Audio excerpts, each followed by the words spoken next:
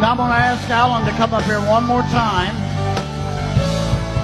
Alan is an ambassador out of this ministry. He's really concentrated big time in Asia and Africa, South Africa particularly, but in China and in Malaysia right now. We're sending him to China and Malaysia, but he just got back and he's got something to present to us. Now let's hear this. This is very important. Malaysia is a country that God has assigned to break things through for the earth in a way they haven't been broken through before.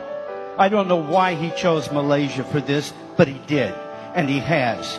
And over the last 7 years, they've broken a number of things through.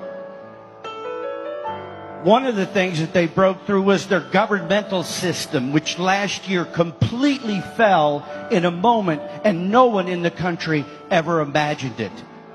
But the people of God who had listened to the Lord and had released the sound that James was talking about over those years, the Lord had spoken to them ahead of that what would take place.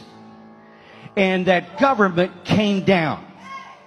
Now, since that time, no new government has truly been established, though there is a government that's made up of very few fragments from the old.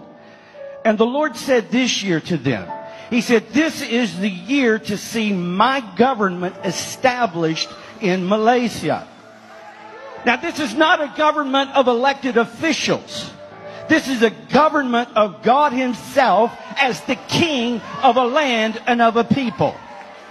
All He needs is a people through whom He can decree and rule and see things done. That's what's happening in Malaysia. The Lord said, if they don't see that happen this year, this kind of breakthrough, then by May next year, the old system will return 7 times worse than it was before.